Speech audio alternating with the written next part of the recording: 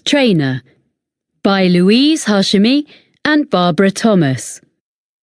Published by Cambridge University Press, 2011. This recording is copyright. CD 3. Test 5. You will hear a number of different recordings and you will have to answer questions on what you hear. There will be time for you to read the instructions and questions, and you will have a chance to check your work. All the recordings will be played once only. The test is in 4 sections. At the end of the test, you will be given 10 minutes to transfer your answers to an answer sheet. Now turn to Section 1. Section 1. You will hear a man talking to a woman about hiring a car. First, you have some time to look at questions 1 to 5. Pause the recording for 30 seconds.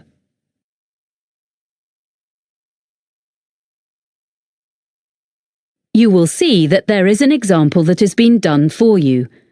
On this occasion only, the conversation relating to this will be played first. Hello, how can I help you? Hi, I'm Carlton Mackay, and you booked me some flights recently to Australia and some internal ones? Oh yes, Mr. Mackay. I remember you now, of course. Well, I find I'm going to need car hire while I'm in Sydney after all. I think you said you could recommend a good value company? Yes, that's right. Cost-wise cars. They're very good and don't charge lots of extras.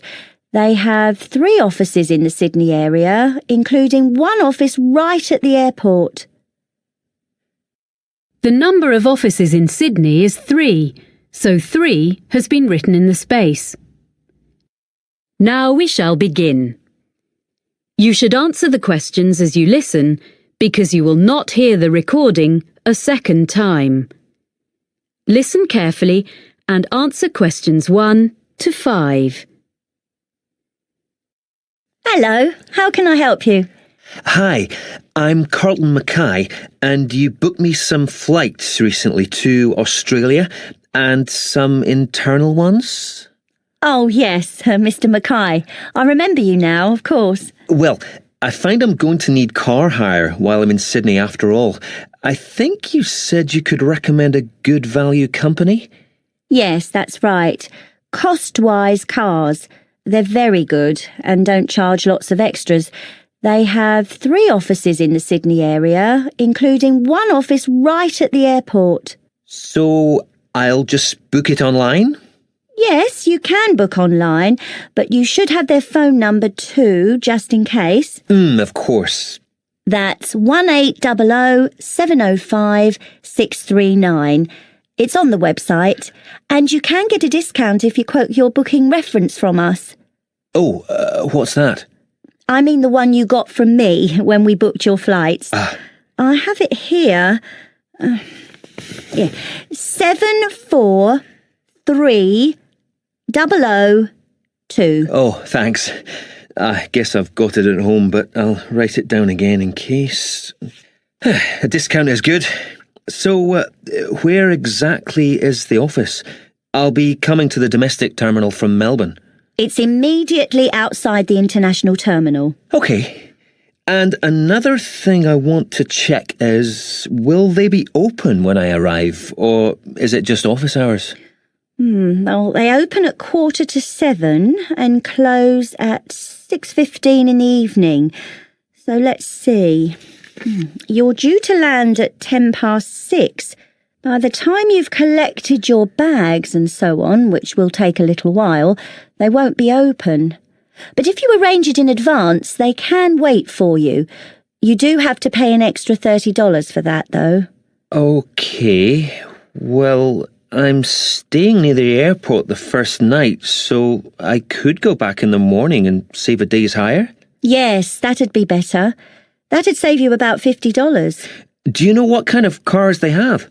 Quite a variety, I think. The best value should be under $60 a day with luck. That would be the Echo, I guess. Sorry? ECHO. Like when your voice bounces back? Before you hear the rest of the conversation, you have some time to look at questions 6 to 10. Pause the recording for 30 seconds.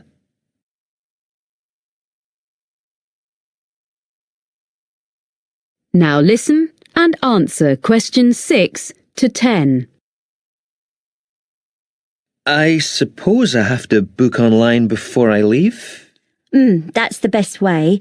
They won't deduct any charges until you finish with the car, but they do need your credit card number when you book, and of course they'll want to see your driving licence when you collect. How long will you need it? I'm in Sydney for 7 days. I'll only actually need to use it on 3 or 4 of those days, I hope, but I'll keep it for the whole week. I guess it's going to be a few $100s. Can you suggest anything I can do to keep the cost down? Oh, you get quite a big discount if you do less than 1,000 kilometres in the week. Oh, that's good. I don't suppose I will be driving that far, actually. But, oh yes, the other thing I should mention is the insurance. It's included in the price. Oh, that is good value then. Yes, but what you must remember is that it doesn't cover anything except the car, so you must be careful not to leave anything at all in it when you park, because your luggage isn't insured, even if it's out of sight, locked in the boot. Yeah, well, I think my travel policy will cover that, actually. Good.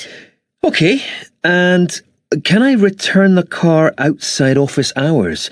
My flight home is very early in the morning. Can I put the keys through the door or something? There's a secure box just outside the office on the pavement. You just drop the keys in there. Oh, good. And one other thing, you should remember to buy petrol before you leave it. If you don't drop the car back with a full tank, you get charged to fill it. I recommend you go to a supermarket before you go out to the airport. Thanks for the tip. Not at all. Do call in again if there's anything else I can help with. I will. Many thanks. That is the end of section 1. You now have half a minute to check your answers. Pause the recording for 30 seconds.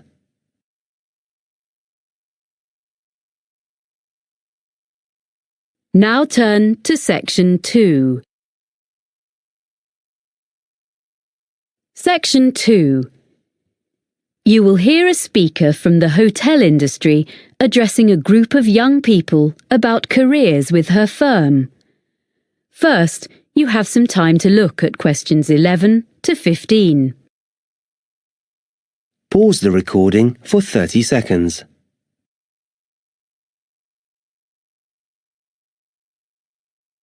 Now listen carefully and answer questions 11 to 15. Good morning. It's a great pleasure to be here in London and to see so many people interested in working in hotels. We in the International Finest Group of Hotels are very proud of our business, and we are always on the lookout for quality recruits in every department.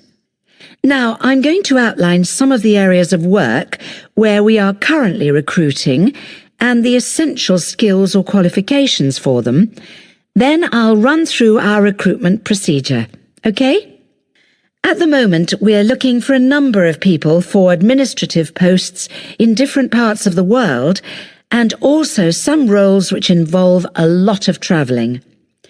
One of our main business streams is hosting special events for other businesses.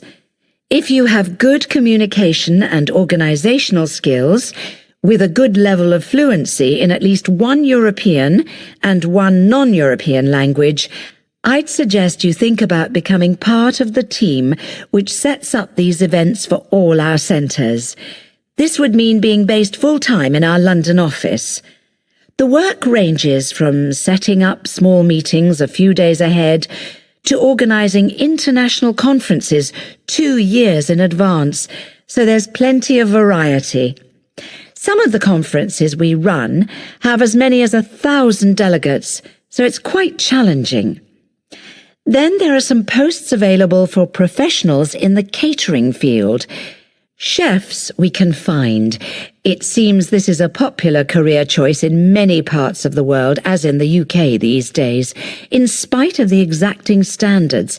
But people to manage catering departments need more than a love of producing quality food.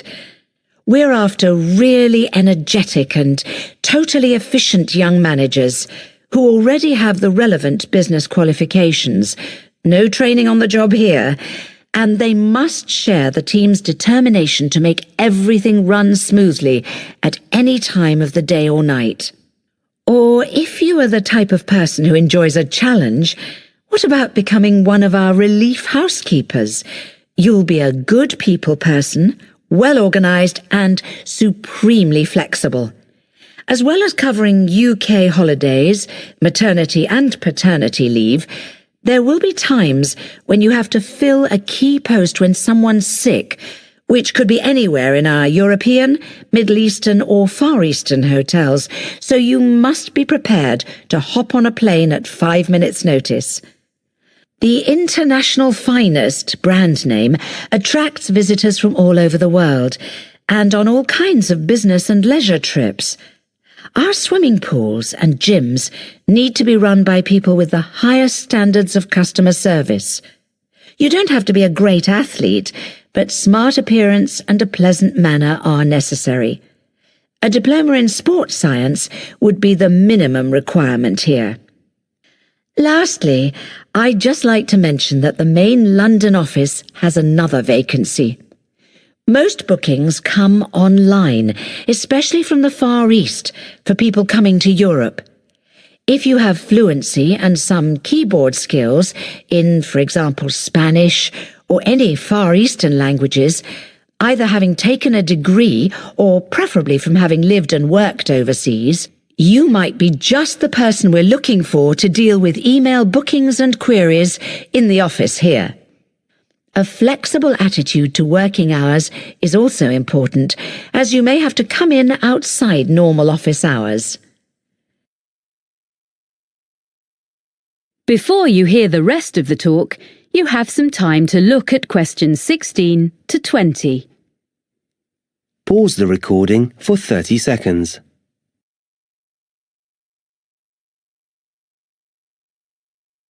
Now listen and answer questions 16 to 20.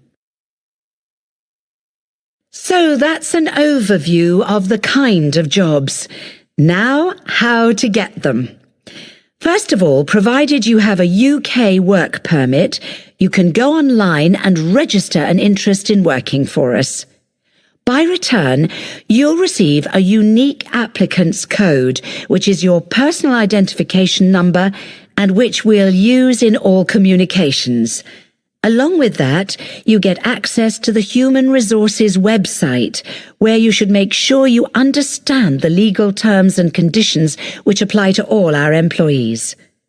That's also where you can then download the application form, fill it in, and send it back along with your CV.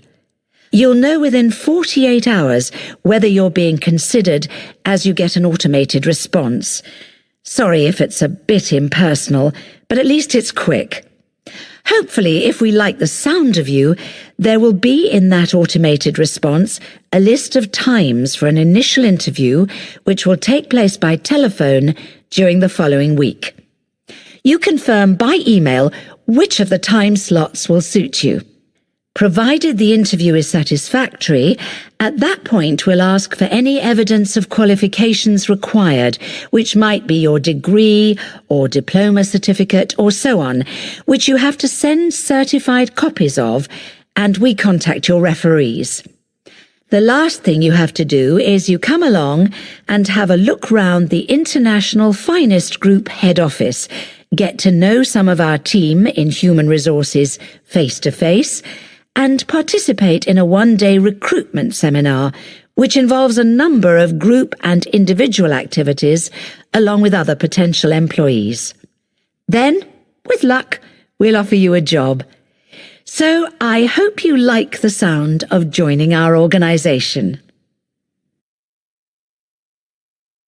That is the end of section 2.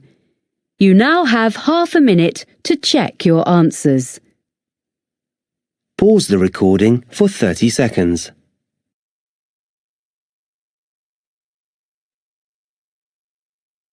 Now turn to section 3. Section 3. You will hear a student of landscape architecture discussing a project with his tutor. First, you have some time to look at questions 21 to 24. Pause the recording for 30 seconds.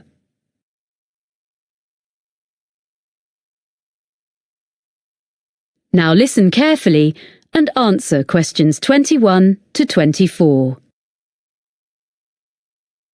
So, let's hear what you're doing for your next project.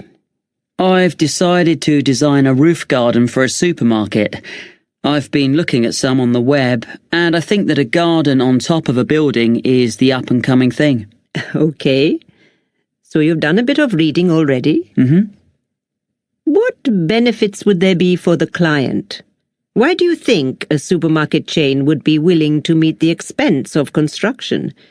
You do realize that would be the first thing they raise. Yes, I know. But I'd explain that in spite of the initially high expense, they would save that much in approximately 5 years. Well, I'd have to do sums. Calculate specifically. Yes. How would the saving come about? Mainly through lower heating and aircon bills. The extra insulation offered by having a layer of living plants in the soil would make a huge difference. Okay. But they might feel the expense of maintenance would be an issue. After all, supermarkets don't normally employ gardeners. What I thought was, if they made it a community garden, rather than a simple low-maintenance green roof. So there'd be public access? Oh, yes. Ah. Then there'd be a sense of ownership in the local community, and people could take responsibility for it, instead of the supermarket paying a commercial company, and it would really boost their public relations. That's a good point. And have you been looking into how roof gardens are built nowadays? I'm still exploring that.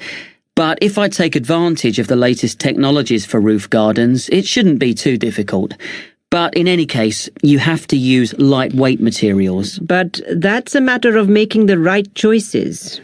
You can even use quite traditional ones, such as wood, for the planting areas. Yes, that's what I thought. It'll look good, and it isn't too heavy. But for the basic construction, the issue you have to address first is the material used between the building and the garden. You mean the barrier fabric, which ensures there's no chance of rainwater leaking down into the building? Yes. Nowadays that is very good and quite easily sourced. Then, on the other hand, there's the business of water within the roof garden itself. You mean drainage? That's an important feature of the construction in any roof design. Yes, but I think most drainage issues have been well understood for quite a long time. Okay. But another thing is with plants in an exposed situation, you usually need to find ways to optimize rainfall. Yes, because rainwater is best for the garden, if you can store it for when it's needed. What I've been looking at are some buildings which use fairly conventional storage tanks, the kind that have been in use for decades, but have them linked to modern automatic watering systems. Sounds complicated. It's less so in practice than it sounds, I think. I've been researching them, and actually the latest ones definitely work very well, and they can be electronically regulated to suit the local microclimate. That sounds interesting. You seem to have been doing some thorough research. Make sure you reference all your sources when you write it up. Yes, sure. There's one more aspect I'd just like to run past you if there's time. I want to include a light feature in the design. Of course. I've got a sketch here. Let's have a look then. Before you hear the rest of the conversation, you have some time to look at questions 25 to 30. Pause the recording for 30 seconds.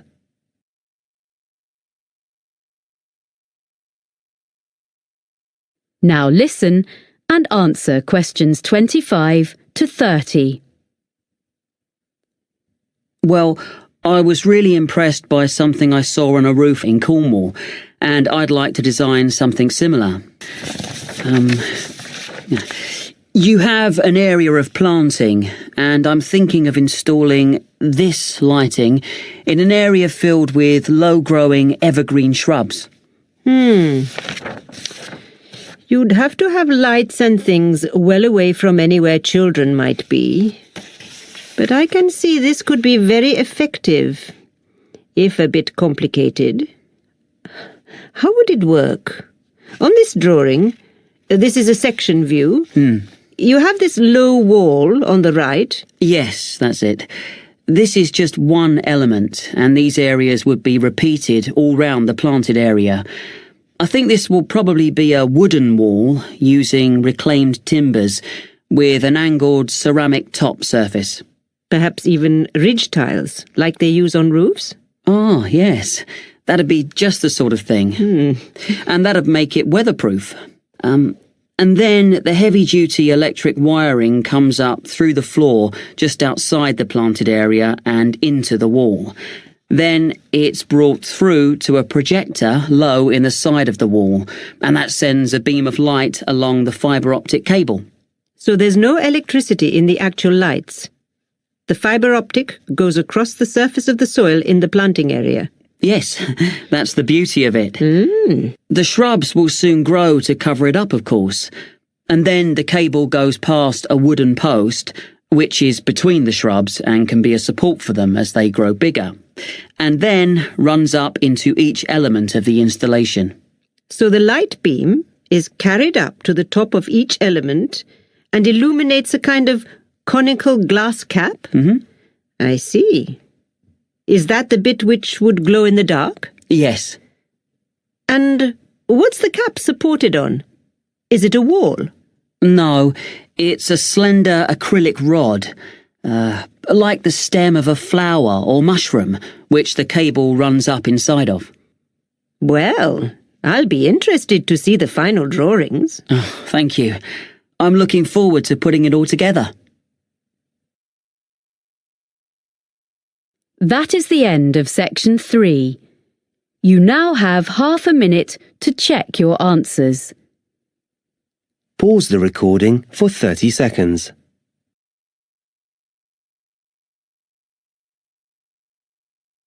Now turn to section 4.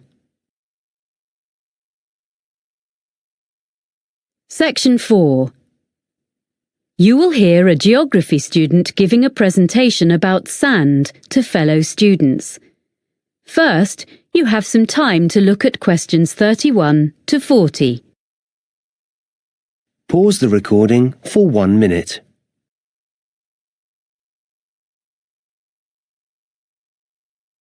Now listen carefully and answer questions 31 to 40.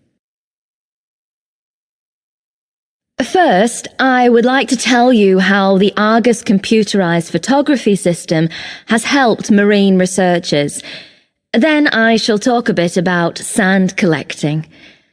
Well, Argus is the system Dr. Rob Holman developed when he was working at a research pier on the coast of North Carolina about 20 years ago. This pier stretches out over the water, and it's the longest research pier in the world, with an observation tower on the end of it. The researchers there make precise measurements of how the sand moves about under the waves. This research is critical to the study of beach erosion in places where the coastline is being worn away. The Argus system helps to solve the difficulties encountered by these researchers. The system correlates the data from under the water with what Dr. Holman gets from his fixed camera, which is mounted above the water on the pier and uses time-lapse photography. Some of Dr. Holman's results have changed the way people understand how sand moves. To quote S. Jeffries Williams, a coastal geologist with the United States Geological Survey, the system is a critical piece of new technology. And the Argus system allows us to quantify and document visually the changes to the coast on a variety of different time frames. A lot of these take place when there is a storm, or at other times when it is difficult to have people out on the beach making observations and taking measurements. Up to now, Argus installations have been installed in places in Oregon, California, Hawaii, England, the Netherlands, Australia, New Zealand, Spain, Italy and Brazil, as well as in North Carolina. Now, I'd like to introduce Dr. Holman's sand collection. He started collecting sand in the 1980s, and he still collects it now, even though he has around 1,000 samples. They come from his travels and from geologists and amateurs all over the world, and the collection includes sand from each continent, including Antarctica. People send him sand in envelopes, plastic bags, paper towels and all sorts. Each is stored in a glass jar, which Dr. Holman labels by latitude and longitude of its origin, as well as he can work them out. Sometimes the information is a bit sketchy. Anyway, it's mainly geology students at the university who study his collection, and they can learn a lot from it. For instance, one set of tubes displays sand from the east coast of the US, so you can see that the sand gets lighter and finer from north to south. By the time a grain of sand eventually washes up on a beach in Florida, at the southern end of that journey, it has been battered by waves for a long time, so the grains are fine and rounded, because most of the time sand is not stationary on the beach.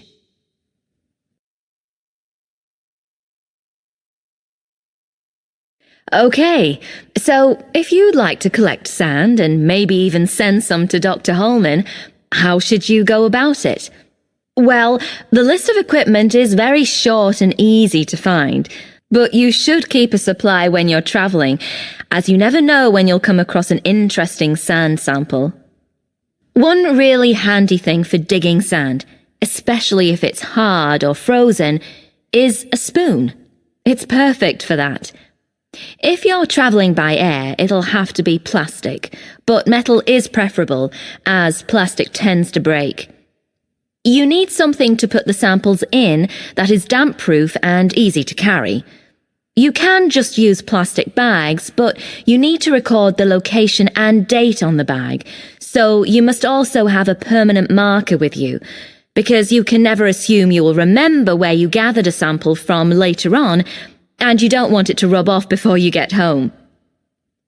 And that's about all you need in the field to collect sand. When you get home, your samples should be logged in a notebook or computer. You need to note the location and be really specific as to exactly whereabouts on the beach you gathered your sample, low tide mark, under cliff area, etc. Then you store your sample. You want to keep everything in good condition and avoid contamination. So first you make absolutely sure that each sample is perfectly dry. You don't need any complicated apparatus for this. You can just air it out on layers of newspaper, which is suitably absorbent. Most people find that's the best way. Then, lastly, but this is really important, before there can be any chance of confusing this later sample with another, you put it in a clean small bag or a jar, and you must stick an identification label on straight away. Some people put one inside as well, in case the outer label falls off, but that's up to you. Well, that's about all you need to know to get started as a sand collector. Any questions?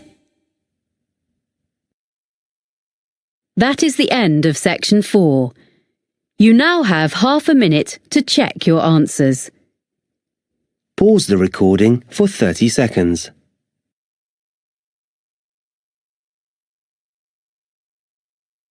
That is the end of the listening test.